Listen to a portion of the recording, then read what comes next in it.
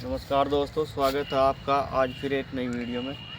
और आजकल क्या है कि जैसे ये पॉपुलर है, पॉपुलर में बहुत से किसानों ने गेहूं बो रखे हैं और गेहूं में अब दवाई लग रही घास की, खरपतवार नाशक जो दवाई लग रही, तो उसे बताएंगे उस दवाई को लगाने का तरीका।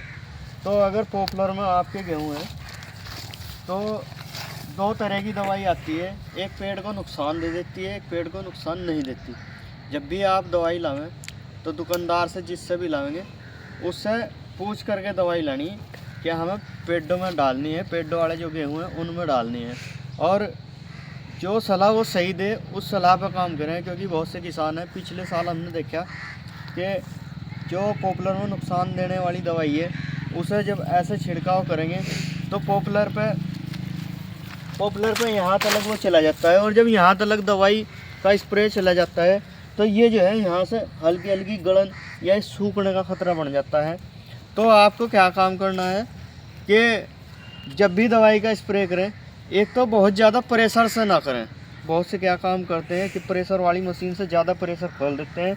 उसमें क्या होगा कि आपके जो गेहूँ हैं, ये गेहूँ ऐसे भी छिसेंगे, ऐसे ऐसे, तो वो ठीक नहीं रहता। तो आपको करना क्या है कि कम प्रेशर करके, मीडियम प्रेशर करके जब स्प्रे करना है। और ध्यान रखें, जो दवाई पेड़ को नुकसान देने वाली है उस दवाई को पेड़ से इतनी दूरी तक ही रखें, लगभग 1 फुट की दूरी तक रखें, फिर स्प्रे करते चलें। अगर आपने ज़्यादा तेज़ स्प्रे कर दिया तो पेड़ पे भी लगेगी, गेहूं पे भी लगेगी और घास को कम मारेगी। और अगर आप मीडियम प्रेशर पर रखते हैं और आराम से चलते हैं सही तरीके से तो दवाई बिल्कुल सही लगेगी। दूसरा क्या है कि उसका प्रेशर जब आप बना कर रखते हैं तो आराम से चलें, और जब आप दवाई मारते हैं तो दवाई चाहे सादे खेत में मारें या पॉपुलर वाले खेत में दवाई लगावें, उसमें आपको करना क्या है कि बहुत तेज़ नहीं चलना। दूसरा क्या है कि जहाँ एक बार चले गए दवाई मारते मारते वहाँ दोबारा फुहारा ना लगे, क्योंकि दोबारा अगर फुहारा लगेगा तो गेहूं में साइड इफ़ेक्ट होगा। साइड इफ़ेक्ट क्या होगा कि गेहूं डैमेज हो जाएंगे, और जब गेहूं डैमेज हो जाते हैं फिर आप दुकानदार के पास जाओगे, वो कुछ और दवाई देगा, फिर कुछ और दवाई देगा, उन्हें सुधार के लिए दवाई ही देगा।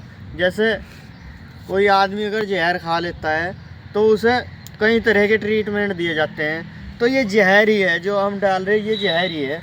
और अगर इसका गलत प्रभाव पड़ गया तो दुकानदार क्या काम करेगा, आपको बार बार दवाई देगा, और बार बार दवाई देने में उसका पैसा बनेगा, आपका नुकसान होगा, उसका पैसा बनेगा, क्योंकि उसे तो अपना माल बेचना ही बेचना है। तो इन बातों का, ये छोटी छोटी बातें हैं, इनका ध्यान रखना चाहिए। पॉपुलर में कैसे दवाई डालनी है और किस समय डालनी है।